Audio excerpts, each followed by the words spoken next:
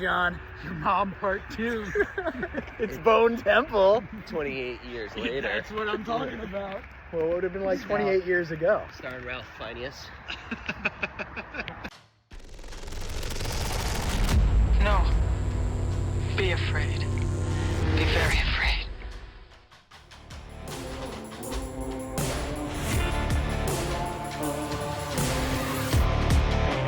Mageddon 2026, and we're here to talk about which movie, fellas? 28 years later, and The Bone Temple. Bone Temple is out. How many months since the first 28 years later? A year. 1 year to the 1 day year. kind of thing? It also helped that it was filmed. Release Yeah, I date? thought it was released in January. Oh, it's like 6 months. 6 months? Yeah, I didn't think it was a No. year. I remember Like, it was It's warm like a outside. 6-month I thought it turnaround. was a year. Feels like Yeah. a year based on, It was warm outside. oh my God, 6 months. Well, I mean, it helps that they filmed it back to back with 28 years later, Yeah. as well as The Bone Temple. Two different directors, though. This one, the first 20 years later, directed by Danny Boyle. This one, directed by Nia DaCosta, who directed The Candyman, which we covered recently in a recent episode. Get out of here. Which was why we did that. And it worked out because that Bone Temple kicked ass. But I do want to ask opinion if you think that if someone watches this, they should watch 28 years later first and then this immediately right after. Because I feel like watching the first film 28 years later is great. It's a good film, but this is 10 times better, The Bone Temple. And it definitely follows up nicely. It absolutely follows up nicely. I do agree that it is a better movie. I think it was planned that way as well, planned to be deeper. The first movie kind of set as the reintroduction of the world and where it's gone since the first franchise ending, and forgetting the second movie, things like that. 100% But- forgetting. 100%. John, what's your take on it? Yeah. I really liked Bone Temple. Bone Temple has some moments that you don't expect from this type of movie. These like quiet, peaceful moments of Kelson and Samson sitting and Kelson talking to Samson and just like bonding with an alpha infected. That was interesting. And that part of the movie was like Gorillas in the Mist for me a little bit. I wasn't sold on where they were going at all at that point. And I started to really become a believer that this is a great movie, or it's going to be a good movie at least about an hour into it. And then the end solidified it. I was like, all right, they nailed this thing. This was a good movie. And I've been thinking about it since we saw it, which is always a good sign too. It's been on my mind lately, especially how they started off. They're continuing the story, of course, but the ending too. And the ending stuck with me, and we're going to cover the ending at the end. I don't want to spoil it yet, but how they connect it to the next film, which will be the third film in the 28 years later trilogy. I think it was done better than how they did in the first one, the 28 years later. Which makes it definitely superior. I wonder if when the third film comes out, if they'll blend them together and do a release of both 28 years later and The Bone Temple. Some like Godfather, like might. a Godfather Part 2 situation. Maybe. Wouldn't be a might. bad idea. I mean, I think they do that a little less now with how available things are on streaming and physical media that, you can just do it at home. Right. You can just stream. You can do 9 hours of it on a Saturday because it's a blizzard outside. It's time to hit the Godfather trilogy. I hadn't seen the Godfather trilogy for years, and I love movies. People made fun of me. So I got like a stomach virus, and I was banished to the recliner for I think a 2-day stretch. I had to call out of work 2 days, and I finally watched the Godfather trilogy. I remember why I hadn't watched it. I kept falling asleep. It's that lonely saxophone. The music puts you out, dude. It's like, I never had that problem with The Godfathers. Well, the first two. Oh, yeah, the third one's not good. No. Say it. No, the third one is a mess. But No, I have it. Apparently, there's a new cut of it that makes it somewhat better, but it's still got Sofia Coppola in it, and that was my big problem. And Andy Garcia. Andy Garcia was not very No, good. In neither that. of them were good. No. Poor casting decisions. And I mean, the new cut saves the story a little bit, but I mean, Every time I think I'm out, they pull me back in. yeah, the iconic lines. But you'd also reached like peak Pacino be just acting as like the over the top Al Pacino by that point too, I think. Yeah, 1990. he was. Because you really reached a point with him where he's like just the elevated Scarface version of him all the time. He's great in Devil's Advocate with that persona too, where he's just like crazy the Mhm. whole movie. Yeah, he Yeah. is. But that does explain the streaming. I didn't mean for us all to go on a Godfather Pacino tangent. Wouldn't it be cool if Pacino was in this movie? If he was like one of the Jimmy fingers? He is Jimmy. So let's get into that actually. So we begin this movie with a real different vibe, and it's the culty leader-esque sort of Jimmy that we've been waiting for. And we made mention in the last episode that he's very much so a Clockwork Orange-y kind of vibe, but we found out that he's not quite based on that at all. It just sort of looked that way. He's based on something else. He's based on something far Yeah, worse. he is. What is that, gentlemen? That He's based on a man named Jimmy Savile. Most of the things Jimmy Savile is known for are things that will get us banned from most platforms. What you get from Jimmy Savile is up until after he dies, he's like a British hero. People know who he is. He's respected. He's beloved, which really kind of works for 28 years later because this is the last time they've encountered Jimmy Savile in that world. He's still a hero. He's still a safe, welcoming person.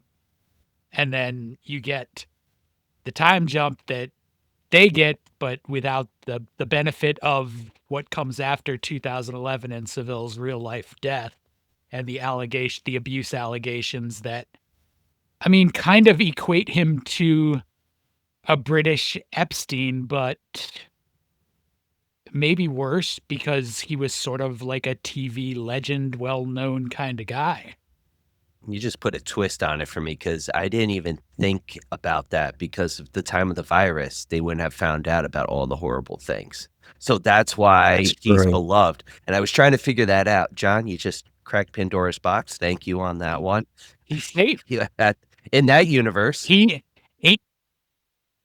mean, in England up until 2011, he's safe. Wow. Probably a little. I think the first allegations came out like 12 or 13, maybe, but you're right.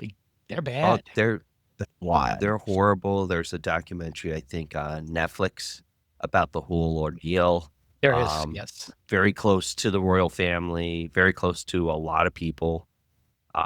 It's pretty scary, especially and he was introduced in the 50s.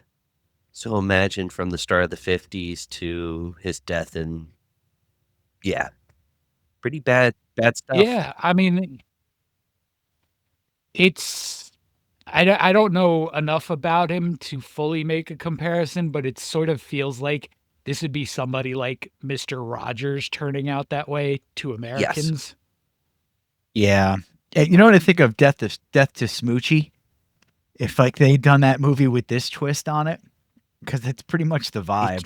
Like the children's TV show is an absolute train wreck. The host is, I mean, Don't do that to Rainbow Randolph. Rainbow Randolph. Such a good movie. If you haven't seen Death to Smoochie, get out there and see it, or in there, your living room. And see. Very underrated film. It came out the same time 1 Hour Photo came out. Very Yeah, different dude. directions.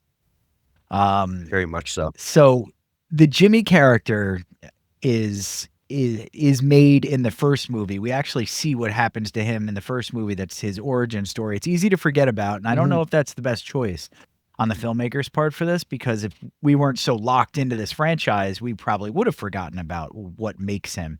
And they show his father, who's a priest or a pastor, Yep. at the beginning, and he sees the infected as the sort of rapture bringing. I don't even know. Does he call them angels? He considers them like the rapture, like they're demons from hell, and he's just kind of allowing them to take him in, and he's going to lead Yeah. them in his own sick, demented way. He goes crazy. And And then he gets wrecked by them and turned into one of them. and how Jimmy sees it, he's leading the pack towards him. So Right. Jimmy's view of things. And we do get reintroduced to that concept and see why Jimmy is the way he is and why he thinks the way he thinks. And this is his world from adolescence. Yeah. And I mean, the way they tie things in with that is like things that you wouldn't have necessarily caught in the first one. Like the shadow of the cross on his father as he gets killed is inverted. And then that becomes Jimmy's worldview, this inverted cross Satanism, old Nick. That's I did Idea. enjoy Nick. that old Nick. Old Nick, Mr. Nick, they call him in the movie. I was kind of I'm almost glad they didn't do like Scratch, Mr. Scratch or anything like that, too on the nose. It takes a while for us to get to that. And then we get to the other big persona in the movie, speaking of Mr. Nick, is Ray Fiennes, right? I thought you were going to Yep. mention Samson, but no, Ray Fiennes. Well, we'll talk about him too. Yeah, Ray Fiennes, is it? Ray Fiennes, How do we pronounce it? Phineas? Ralph Phineas. Ralph Phineas. But his first name is forgivable, but the Fiennes is definitely Ralph Phineas. the last. So his character is, I forget his name actually. Ian The Kelson. doctor. Kelson. There he goes. Ian Ian Kelson is he's thrust into the limelight for this, even more so than Spike. And it goes through sort of his arc of, like we alluded to earlier, of sort of trying to figure out the infected. And he does that by forging this cool relationship with the Alpha Samson. But he does that by giving him morphine, which is a great way to make Lots friends and in lots general. of it. Yeah, tons of it. He even takes a little himself. Just have a good time with his buddy. And he does. They sit there and they dope each other up, or he dopes him up, and then they hang out like sitting on a tree stump in a field. That was a big And chance. Samson. It's a big chance Oh, he took. huge. Well, at that point too, he doesn't care if he loses on it. And you get that when he does dope himself up and he passes out to see if Samson will do anything when he wakes up, and he's just gone. And then he Yeah. does the little dance. And they do a good job of expanding on what you knew about Kelson in the first movie, that he's built this temple to honor the dead. And the first time you see him that's really what he's doing. He's got another body. He's singing a Duran Duran song as he drags the body back to prepare it to add it to the Very temple. Duran Duran heavy, He- by the way. but then the second time you get a Duran Duran song, I think is more revelatory than anything else. I think that really shows you where Kelson's mindset is, because the second, I think it's the second, it might be the third Duran Duran song, but when they use Ordinary Yep. World, that's revelatory into the mind of Dr. Kelson too, Ah. because to me, that's what he's seeking in Samson initially, is not so much the cure. He's thinking about that too, but he's also finding something normal in his life. Like he's now got a friend that he can spend time with, even if that friend can't talk back to him yet. And Samson, him nurturing the words from Samson is a big part of the arc of the Samson character in this as well. And his ultimate goal is to establish a way to cure Samson. And I don't know. Actually, we can vector into that at this point, if you want, or we can swing back to Jimmy and the fingers. If we can swing back before we do If we that, can swing back to Jimmy and his fingers, that cult-like status that Jimmy has, and the relationship with old Nick, and the Satanism that he portrays to his followers, the Jimmies.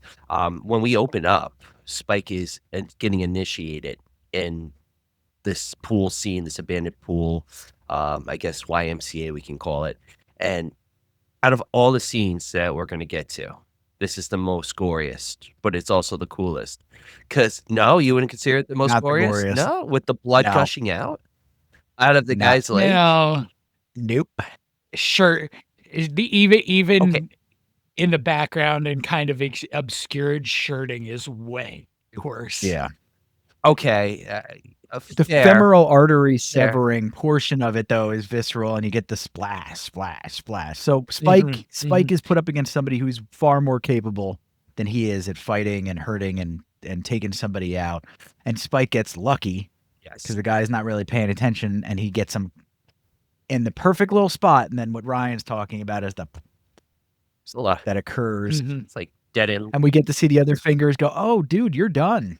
And they're very Yeah. calm and matter of fact about it. Just like, "Oh, yep, that's it for you." Yeah. Yep. Spike's the new Jimmy. Yeah, it really establishes that for the fingers, Jimmy is the only one that they really care at all about. Yep. The rest of them are very replaceable. It's all Yep. for charity, as Jimmy would say it. Lord Jimmy Oh, the Crystal. charity. Charity. And then Spike gets brought into this world where they chance upon or hunt other humans, and they deliver acts of charity. Yep. To them, and that really means what? Death, destruction, chaos, Death, Torture.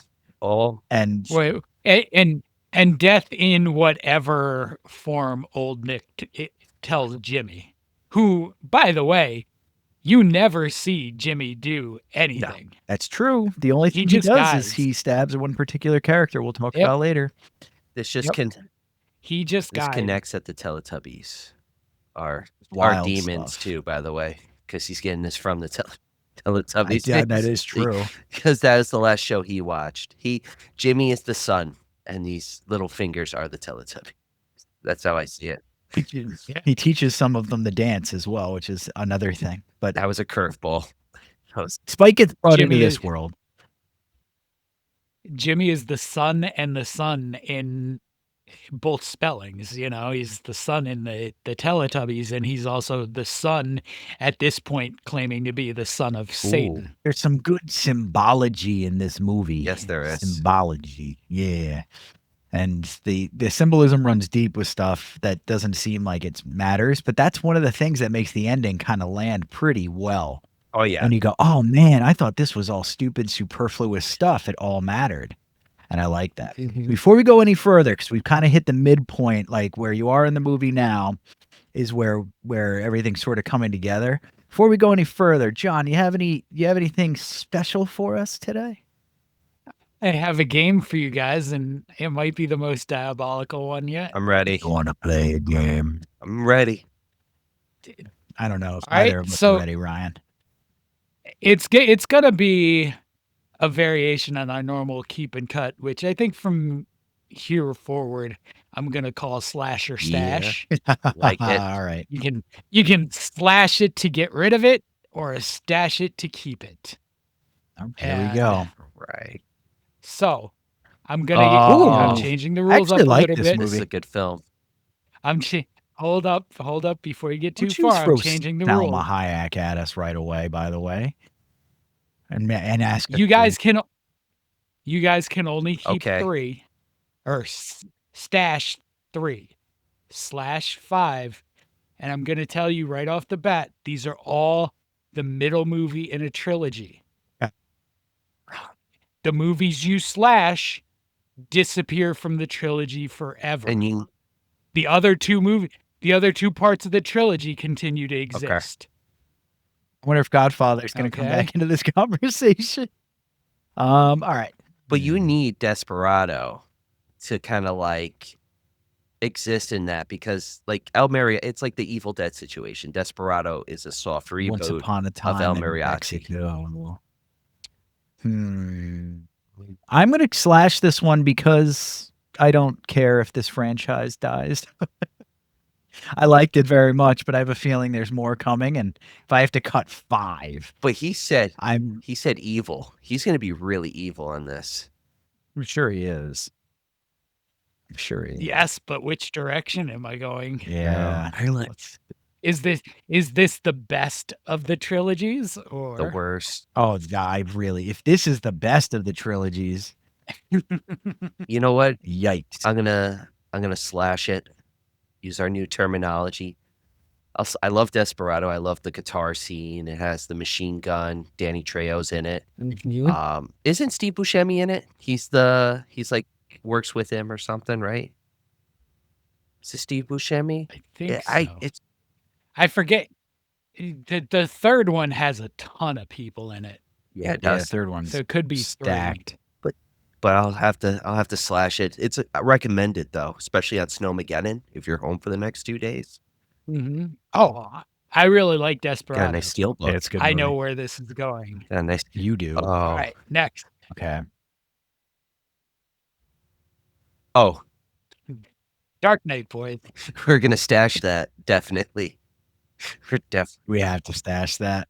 I have to do the same. You're talking to a Batman fan right now. It's like It's just a great movie. It's arguably the best Batman movie ever made. I will agree with that. Yes, and it's the Joker, and Look at his face. Look at John. What are you doing over there, John? Shameless confession. I hate this movie. why? That I won't get why. Number one, I think it's overhyped because of The death. Okay, a death. that's one. Yes. I agree. I think it gets elevated because it's Heath Ledger's last movie, and I mean he's good. It's a good movie, but people talk about like this like it's a top 10 or 15 all time. Too far. I'd say top 20, No. like 50. No, I love what he too did far. with it. I love what he did with it. I feel like this performance with a plot like the third movie would have been even more epic because the plot of the second movie I don't love. I don't love the ferry scene and I hate Maggie Gyllenhaal in it and stuff, but I hyper focus on him. Ledger's Joker to me is a fantastic portrayal and I've never seen anything like it and I like it. So I'm going to agree to disagree for once. I usually right. never, ever disagree with John. I can agree with John that there's an overhype because once he passed away, it was all that big focus. It is a really good though superhero film. It's a great drama, action thriller. I mean, like Heath Ledger, he kills it as the Joker, but it's also like this is where I get a question about it is what about Jack Nicholson? I'm a big Jack Nicholson fan when it comes to the live action version. I love Jack, but it's what version of the Joker you're looking at, with Jack Nicholson being more of the crime boss and Heath Ledger being that mix of the Batman from 1940 issue 1, where he was like this old crime boss, mixed with a little bit of The Killing Joke, which is the comedian version, which blends pretty well. Yeah. Yeah. I mean, I feel like any of the Batman properties where the Joker pops up become immediately way elevated beyond what they necessarily deserve to be. I mean, even the Joaquin Phoenix Joker movie is fine, but it's not the hype. Okay. Well, we're gonna have to debate about the Joker one day. That film. But not today. No, not What's today. the next movie? Now, next. Blade 2. Cut. Yeah, I'm gonna Slash that sucker. hold on. Did you say stash? I meant slash. Pure action, bloody well done. I'm gonna slash this one too. I like Blade 2, but I don't know what you're gonna put Yeah. on it. You put the Dark Knight on here? Like, what are you doing here?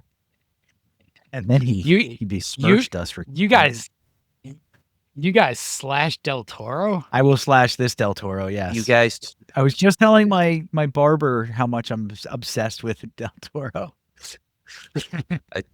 today. Actually, it's the beard. All right, next. Beverly Hills Cop 2. oh, you're a bastard. Is what you are. Mm. Is this is the alphabet Yes, one, it is. right? This is with Bridget Nielsen. Yeah. The Alphabet Murders. I'm gonna slash this one. I do like this one too. I do like this sequel. I'm keeping it. I'm stashing it. Okay. I'm doing it. Ooh, John knows I'm going to regret that decision, but I'm doing it anyway. Doing it anyway. I'm up to 3-1. Okay. So I got I love Yep. this movie. This movie You're- was a run on TBS kind of movie. It was on Yep. Saturday, and I watched it. Yep. I love the first two Beverly Hills Cops. Yeah, they're the great. third one's rough. The fourth one's okay. Yeah, I don't count the fourth one though. Why not? Because it's not. You don't have the same feelings for it. It's sort of trying to extend a franchise by introducing other potentially interesting characters. Like And it's Lethal Weapon fine. did. It's a fine. Yeah, it's a fine little piece of nostalgia, but it's not 1 and 2. I agree.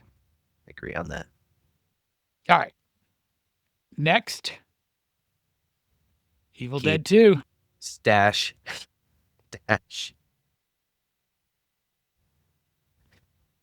Dash. I'm gonna have to cut every other movie. I can't cut Evil Dead 2. I could actually. Hold on, because it's really like kind of like just like Evil Dead 1, But with a little bit of a launch pad into Army of Darkness. See, if you were asking me to cut Army of Darkness, which is arguably not a horror movie, I would have more trouble because I just love that movie so much. Evil Dead's John, Dead 2 is hilarious though. It's got some funny moments. The hand. I lied. I'm gonna slash it. And I stand by that. I'd rather keep Beverly Hills Cop 2 than Evil Dead 2. I stand by that. You're waving your flag on that mountaintop right now. That snowy mountaintop. You might feel pretty good about your decision. You may regret it. Let's see. I mean, Next. There it is. Mhm. I knew it was coming. Hold on. So I got one more keep. You have One keep. stash. You both only have one keep. One stash. And then how many more movies? It's 3 One more, right? stash. 3 more. Yep. 3 more or 2 each more, have including one- this. Including this, it's 3. You each have one more stash and So 2 Dark Knight, slashes. Evil Dead 2. You know what? I'll keep Godfather Part 2. I'm okay with those 3. I am okay with those 3. Oh, wait. I'm gonna Hold on. slash Hold on. it. It insists Hold on, upon itself. Hold on. Hold on. You know what? Yeah. No, you know what? Cut it. You know what? Because I know where this is going. I know where this is going. And if it's going the way I'm thinking is, there is another sequel I'd rather keep. I'm sorry. Godfather Part 2. Keep throw away the gun, keep the cannolis. That's all I'm going to say. Cut it. Right. Okay. Kearns? I'm still slashing it. Yeah. I liked it. Oh, I love it. It's a masterpiece. Next. Blah blah blah. Ready? Yes. Here we go. So I'll cut this. I'll cut this too. Rohan will never ride to save you. If number one's the way I'm thinking it is, I'll be happy with my This is a choice. trap for me. Is what this is. He laid this trap. It's like in Tremors when it dug the hole ahead of them. This is the hole, But and I'm gonna fall in Is it. it? I'm gonna fall in it. I'm gonna keep this. Lord of the Rings: The Two Towers is stashed for Kearns. I'm out of stashes. All right. Empire. That means you're slashing the next one, and Ryan is Empire. keeping the next one. And you Is it gonna just be predicted Star it Wars? correctly. It is Empire. I'm okay Strikes with Back. that. Yes. I'm okay with slashing the best Star Wars movie. That's why when I was gonna keep The Godfather, I was like, this man is gonna put Empire as number one, and Empire is my favorite Star Wars film Absolutely. of all time. it's the best just- one. Oh, It just Just is. the turn. Because The Sith win, the bad guys win. And- It just you know why I have to stash this one is because of how important it is to the whole trilogy. You can watch A New Hope and Return of the Jedi, but you're gonna miss a whole bunch from Empire. yes, you are. Plus, you miss out on the Yeah. baddest line and like the badass Wait. line in the whole movie. Where are Wait, there who- 3 Millennium Falcons in this image? Am I on crack Are here? there? Is that No, there's 3? There's like No. pods Yeah. flying away or something. Okay. Yes. Those are the ships they use on Hoth. Got it. I'm not nerdy Now, enough to know what do they're I called. regret having Beverly Hills Cop 2 instead of this? Now, I mean, so we're talking about the original trilogy, but it is 9 movies, so I feel like this is also a lie. The original. That's movie No, they're 5. 3 separate Yep, they trilogies. are. Yep, that's movie 5 in a 9 movie series that took what 4 decades to come out fully. So I don't know. You're gonna hear from my lawyer I on this I one. accept this one. All right, you chose Beverly Hills Cop 2 over Empire Strikes Back. I'll remember that. What did you choose? Evil Dead 2, Dark Knight, and Empire Strikes Back. I Yeah, buried that's fair. Godfather Part 2 for a reason. You did bury. I'm proud of it. It's a great film, though. Watch that too. It's great. Yeah, I screwed myself over with Beverly Hills Cop, but I mean, I just like that movie. It's nice. All right. Stephen King. That Stephen King list really. That's the worst list. Don't worry. I still hold that title. I didn't even remember it, to be honest with you. But That's- back to Bone Temple. Back to Bone Want to hit us Temple. with 2 reviews before we roll into the second half of the movie? I actually didn't prep any reviews for this one because I don't want to. I don't want to read other people's opinions on Okay. this yet because I'm still working on my own. Fair enough. Which means Fair enough. we can do something original and do a Blue Star review today. Our own Blue Star review. For this, Our own Blue Star. that would mean huh? we would consider this a Blue Star movie. I mean, I'll throw it out there. But I mean, we got to talk about it more before we get to that part. Blue Star movies like among your Absolutely. greatest of all time kind of This- distinction. Top 50 for this one. I mean, that's not what a Blue Star is. All right, that's What we talked about for Blue Star was that it Three is bro- it is to separate what a 5-star review has become, which is like everything gets 5 stars because people farm them. But if you do a Blue Star, all right. Bronze. that was the idea. A bronze. For a Bronze Star. Throw bronze. So this Bronze Star. we can do the actual 5-star rating at the end because this is not a Blue Star, I don't think, from any of us. But it's a great movie. It- Yes. yeah. So we get to the point where the Jimmies encounter Dr. Kelson, And that is right? Or do you want to spend a little time on the farmhouse Yes. and Charity at the jump the through it? farmhouse? Yeah. The gory scene. Shirting. Shirting is definitely not pleasant. So when we don't have to get too into describing what that is, but to deglove someone is known. And if you don't know what that is, look it up. And now shirting is that. But don't do an image No. search. I mean, live your life. Do what you got to do. Just go. Okay, I mean, do what you got to do, but no, you're probably gonna regret image search. Yeah, you just see it in the film. It's not as And bad if you- as expected, but the build up to it and how that scene Yes. at the breakfast table, it's uncomfortable, very uncomfortable. How extended it is. Like it's not a lot of screen time, but when they start this process with these 4 people, it's daylight, and by the time they're on to the last guy, it's the middle of Yep. the night. Like they've spent the whole day on this with the one pregnant lady hiding in the barn watching. Yeah, she's in the loft. And that's also pretty brutal to watch your loved ones endure something like that. Which hits you, and that And takes then- the movie in a darker direction than you might have thought it would be going. And Spike outside vomiting and crying and bonding with one of the female Jimmies. Which is it's never really flushed out why she's like taking him under her wing, because she's pretty well indoctrinated. She's the one who sees the Dr. Ian and sees and assumes he's Mr. Nick and brings that information Yes. back to Jimmy. But she's also the one who is the most skeptical of Jimmy. Yes. And that skepticism helps her kind of to see the true, I guess, whatever his lies are, because she believes in the whole old Nick thing and all that, but she doesn't believe him. And I feel like she takes Spike under Yeah. her wing because she feels sorry. She realizes like this isn't his life, but he He's stuck now. He's Mhm. screwed. So what's the next thing? Just help him out as much as you can. In my opinion. Uh, when we hit this point in the plot, we're left with like, whether will Spike become like them, which we always assumed he wouldn't. I don't think any of us thought he was going to become evil or anything. Mhm. Where are they going? Is Jimmy going to get his comeuppance? What's happening with Samson and Ray Fiennes? And this is where that convergence incident happens, where John says Jimmy actually goes to speak with the doctor, and he says he loves his work, and then he tells him, "Hey, I need you to do something for me."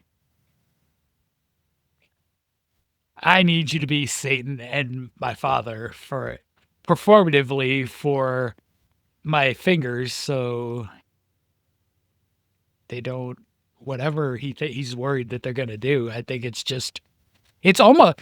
almost just straight performative, because you could go down there and say, "Oh nope, that's not him," and just take out Dr. Kelson. And Jimmy, this is a big mistake by Oh, Jimmy, really. huge.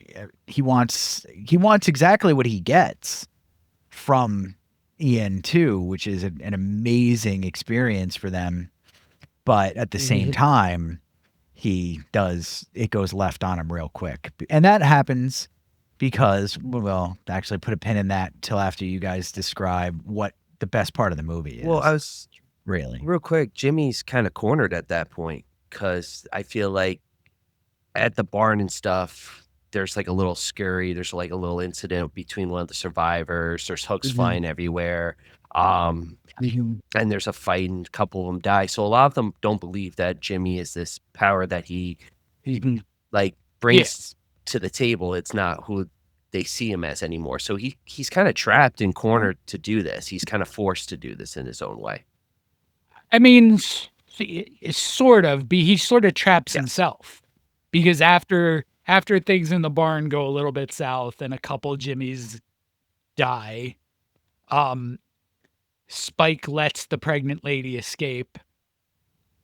I mean, literally lets her escape, begs her to take him with him, and gets whacked pretty good for it. But so Jimmy is going to punish Spike in some way, shape, or form for that escape. And it's the Jimmy that he is bonded with that sort of steps up and says, "Wait, old Nick." Yeah, I found You can old go Nick. see him and let him decide. And distracts from that whole situation, because Spike's about done at that point. He's proving to be completely useless to Jimmy. A liability. So at that point in the movie, we sort of get Jimmy stuck in this sort of catch-22 situation. He goes, speaks with the doctor. The doctor agrees because he sees the writing on the wall. But at that point, he also knows that Samson is out there, and he has administered a cure to him already. And this is my least favorite part of the movie. We go through this whole arc with Samson and how he's becoming sort of domesticated and whatnot by morphine. But then Ian's like, "Oh, you know what? Now is the time. I've got to give him the antidote." And he opens up his journal. So he has been working on it for a while, but then he's just like, "Oh, we'll try this." He puts it together and he's cured this thing that nobody's found the cure for in 28 years. Cured or stabilized? Interesting. Well, I think they're one and the same, because Samson doesn't like Because he shrink down or anything. no, and he doesn't necessarily become less violent. But he has the capability.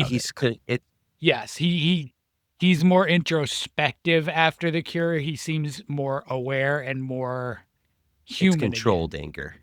Like in the if we're getting to it, when he's exploring after, he takes his shrooms, pills, whatever we're going to call it, the concoction, he's wandering through the forest, and he goes into this train car, the train car that's from the first film, and it makes a reappearance, and he sits down, he's got a memory, and he encounters these infected, and he's like, he remembers when he was turned, kind of. Yeah, and like when he fights them, it's not like, it's a different fight when he's infected from the last film to this film, where it's got more of a control, because he knows what he's doing, but the movement is more human and more, I have strength and I have this power, while in the last one it's more uncontrollable chaos, where he's just ripping people left and right, going for it. while this is a little more controlled chaos. Because he's throwing them all over, throwing them out of windows. It's like a Royal Rumble. Yeah, it's cool. And you're getting that action-packed dismembering of people Yeah. you don't care about. So it's like pretty guilt-free. It's good stuff. And he's covered this time. No dong situation. yeah, we're halfway. At that in the point. beginning, right? At that point, I mean, you still get quite a bit of Samson Dong and a bit of Ray Fiennes Ralph Dong Phineas? too. Yeah, Yeah, that's his stage name. for Ralph this episode. Phineas. Phineas Finger. But yeah, so to that point in the movie, we shoot over, and now we can talk about the best scene in the movie. Mm-hmm. Right. Well, Night falls. Jimmy's bringing his fingers, and Kelson has prepared a performance to sell him, and it is incredible. Right. So Kelson's all set up. He's got fire ringing the Bone Temple. He's brought his record player up. You don't see him for a minute, but you hear that iconic intro of Number of the Beast, that Vincent Price sound alike. Let him who hath understanding reckon the number of the beast.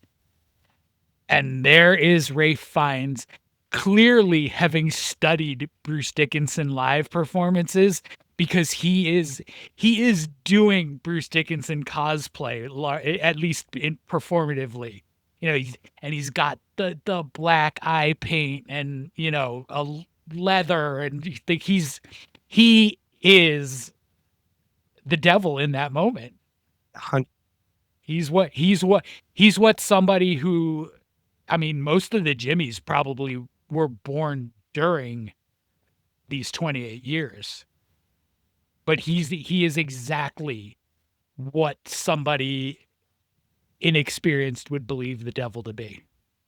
yeah, 100%. The makeup is on point. I like what he did with the lanterns too around the temple, particularly the spire. That was pretty sick as well. I like those little aesthetic things. That scene was awesome, and it was very fan servicey, for sure. But it lands so hard. It's perfect. I was singing the song in the theater. I was like so happy that they did that. And I agree with Solomon. Like, if you see Iron Maiden live, Bruce Dickinson is awesome. He's a madman. And Ralph Fiennes does a great job. I'm Close. trying. At least I tried. He does a great job copying Bruce's movements. And again, just the echo and the beginning, it's just, it hits and it works because of the idea. And yeah, it's a fan service, but it's not a bad fan service. It's a good fan service. And he, you know, his performance in these moments pulls the fingers in.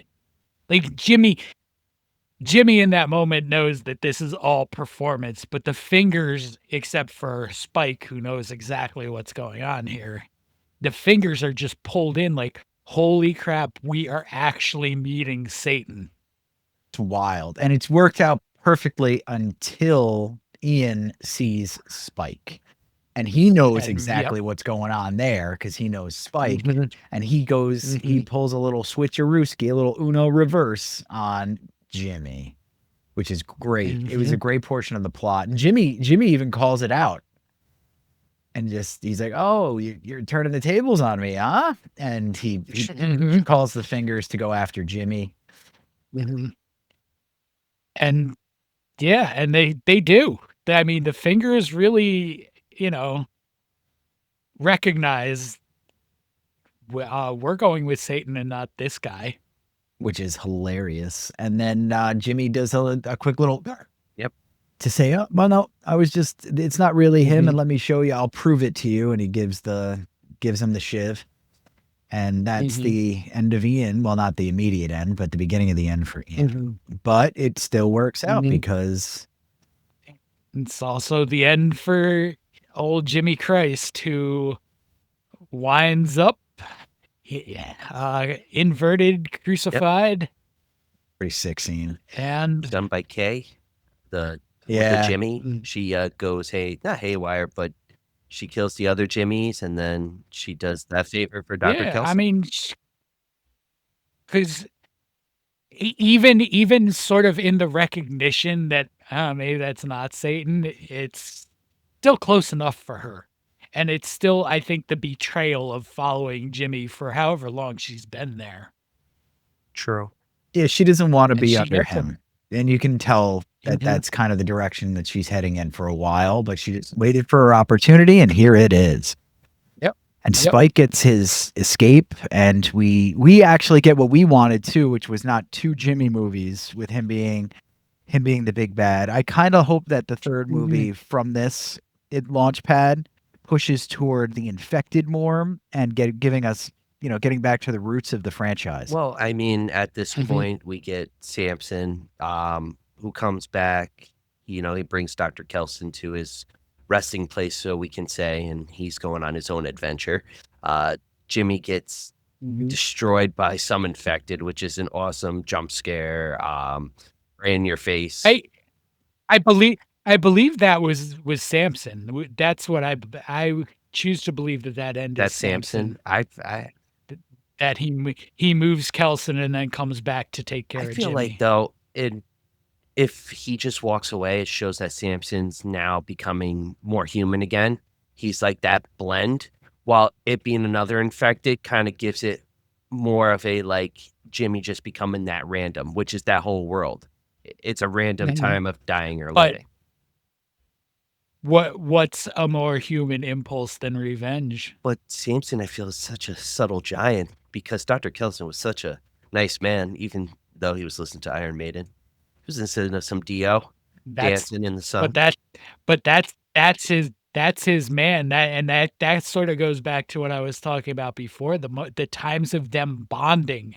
Like, even though Samson can't talk for a good chunk of that, Samson does seem to be getting something besides just morphine high sitting with Dr. Kelson.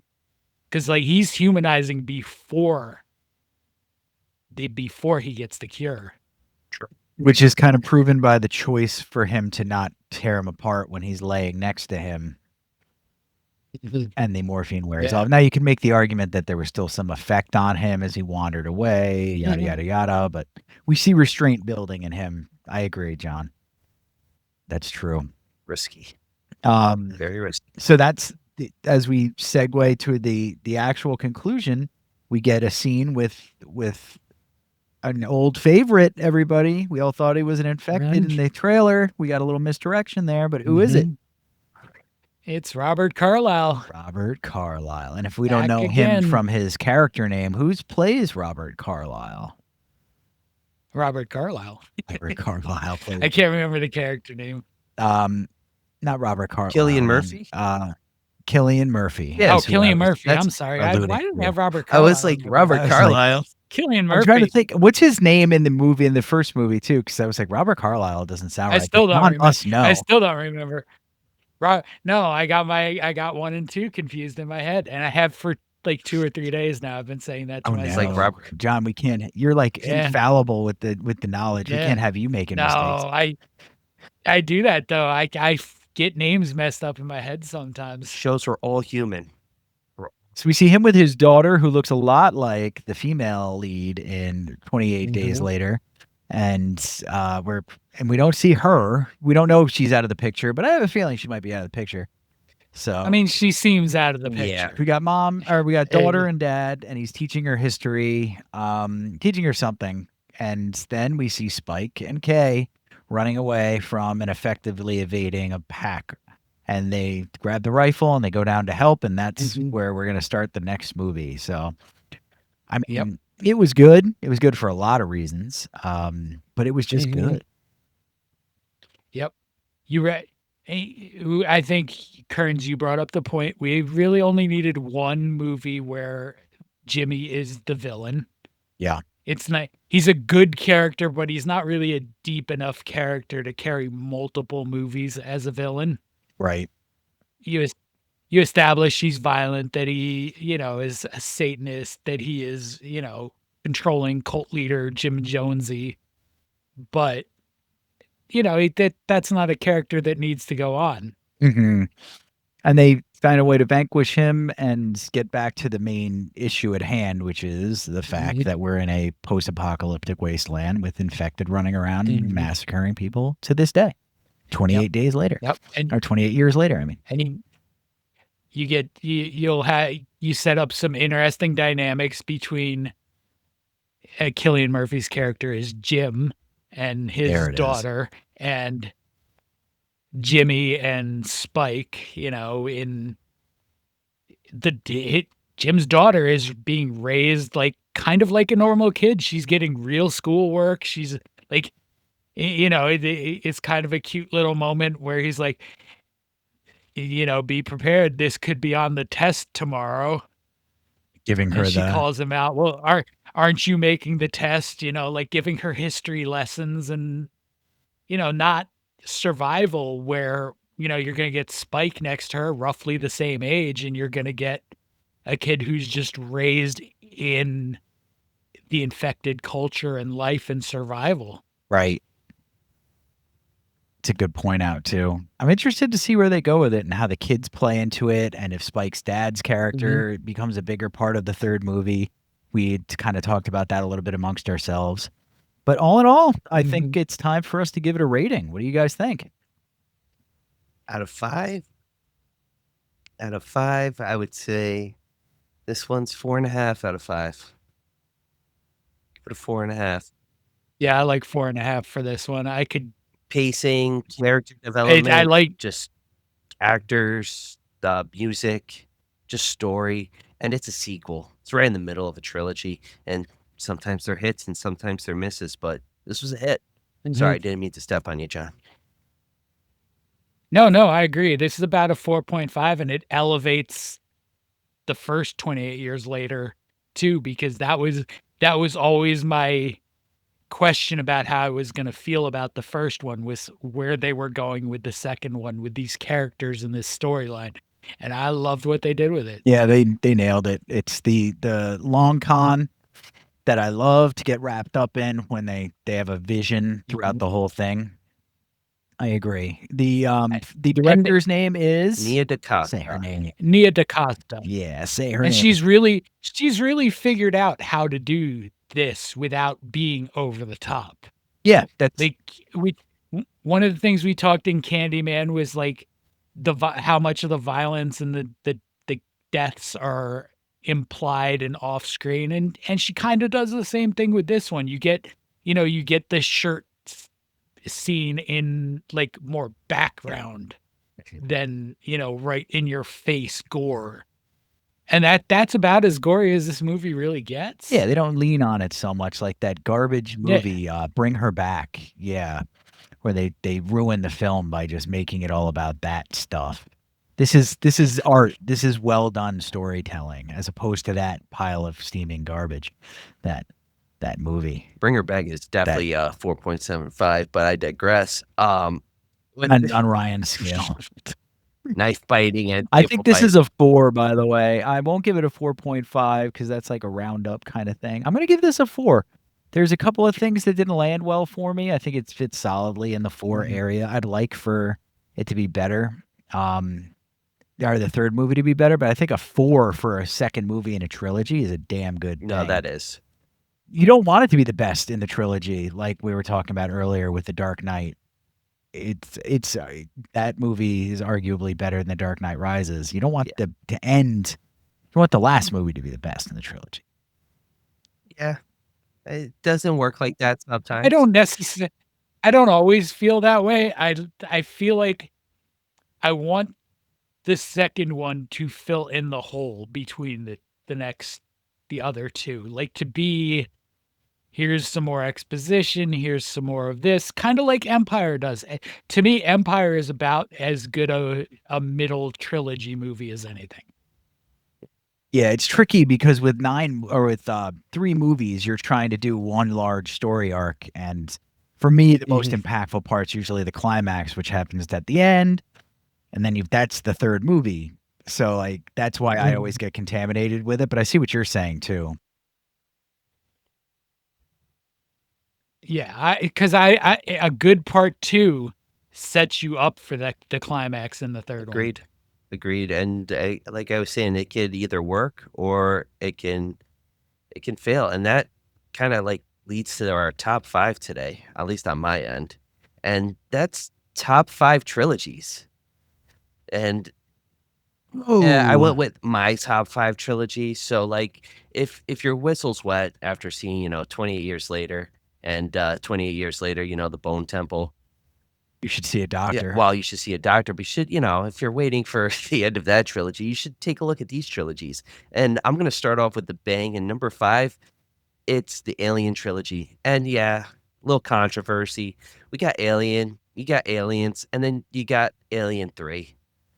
Alien 3 without the studio involvement, could have been a great film. And I know David Fincher, he disowns it, but his original, like, his view of it could have taken it somewhere. And at least we get the ending. Ripley dies. Spoiler, Ripley dies. She gets thrown in the lava. She's got an alien pregnant in her. But the setup between the first Alien, Aliens into Alien 3, it works. It works, even though I'm gonna put an alien in I there. was gonna say, like, the way you said that was so, I don't know. well, she is Time to roll into number 4, Ryan. number 4. This is going to be controversy because it's the Hannibal trilogy, and I'm not going with Red Dragon. We're going with the original trilogy. We're going with Manhunter, Silence of the Lambs, and then Hannibal. Because you can watch Red Dragon, but you watch the original, you get the vibe they're going with. They continued that with Silence of the Lambs, and then they go directly more into horror with Hannibal. But again, the setup, whether you switch or do the switcheroo with Red Dragon or Manhunter, it still works out and it's a decent horror drama trilogy. I know it's on that thin line of horror and drama, but it's a thin line, which leads to number 3, and that's the Evil Dead trilogy. This trilogy is amazing from going from horror to comedy in a flash, even though the third film is 50-50 on whether it be considered horror or fantasy action adventure. It still hits the nerve, and it's wham, bam, thank you, ma'am, continuing the story. Number 2, which is recent, Ty West's X trilogy.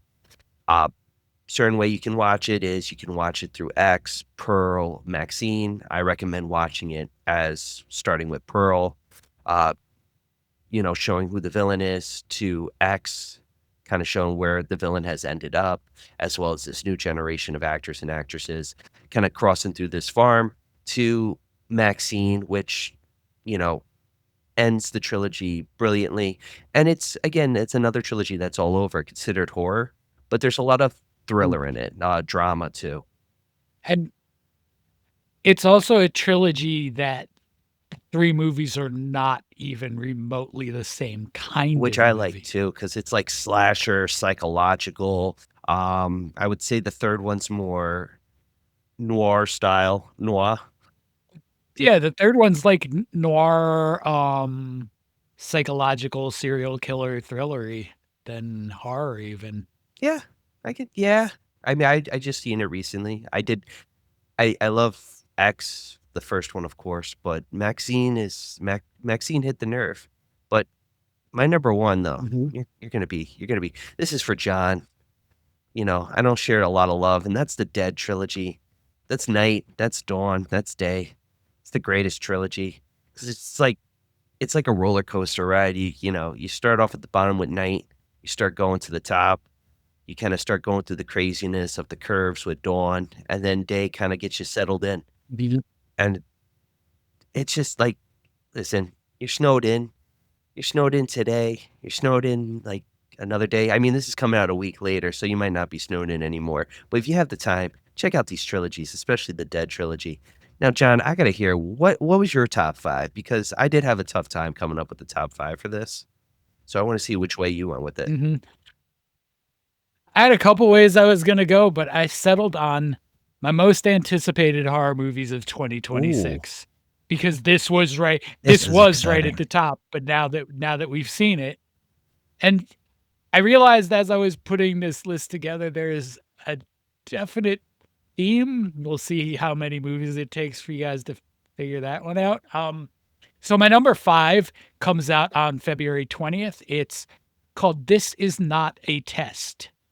And what I have of a plot is 5 students are forced to take shelter in their high school during a zombie outbreak. I watched the trailer before we started recording. It looks like it's gonna hit pretty good. Okay. And if not, it's still zombie mayhem and a lot of fun.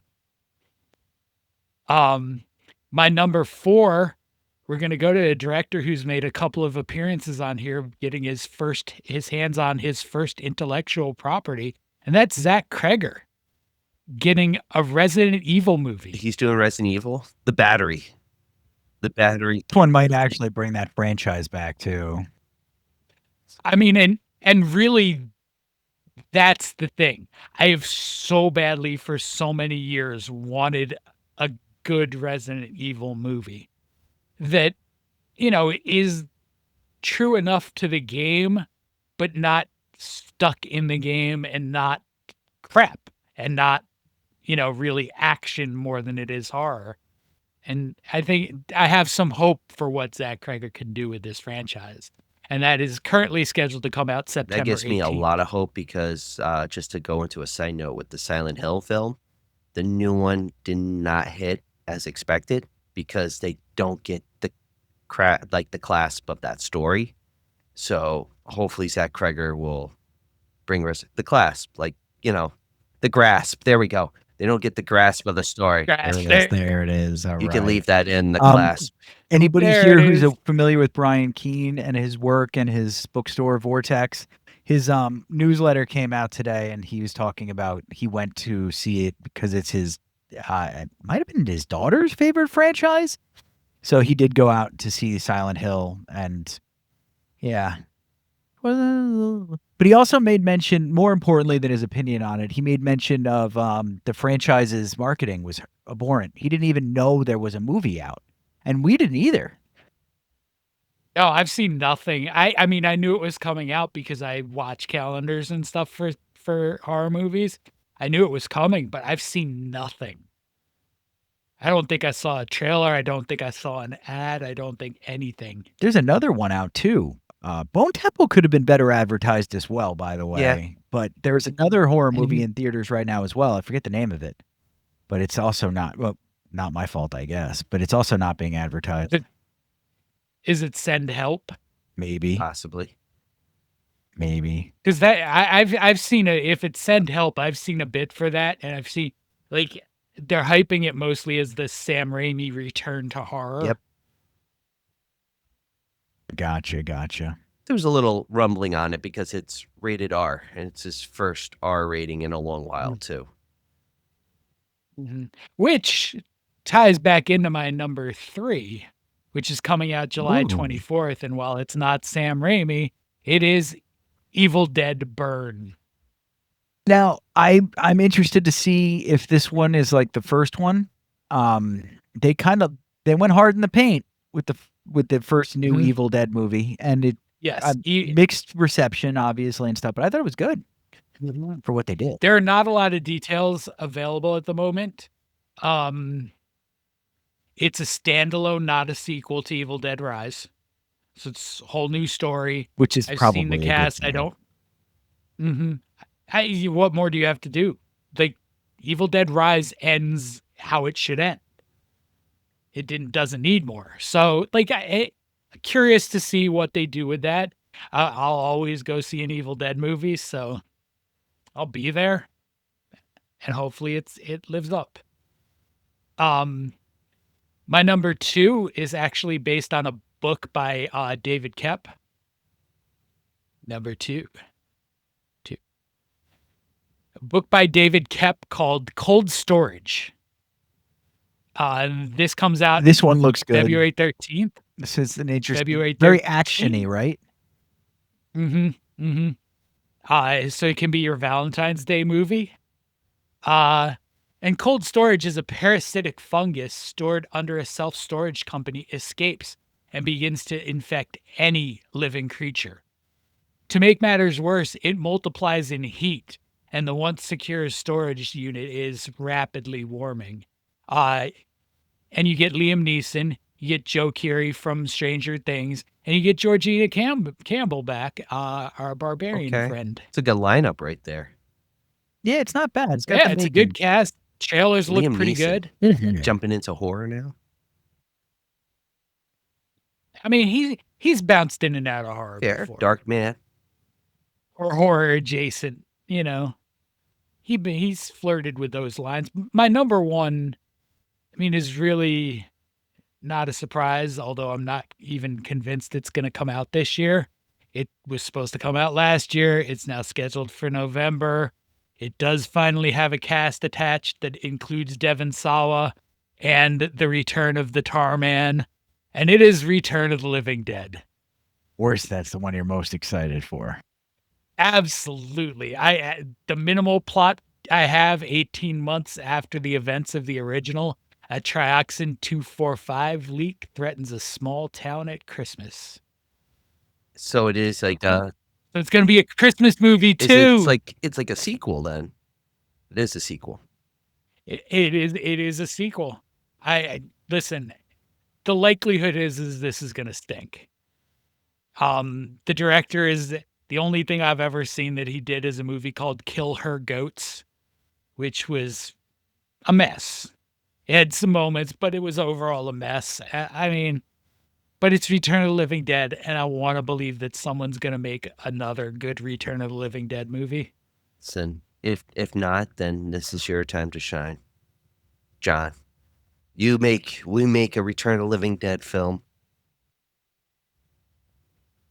I just don't know if you can match the original.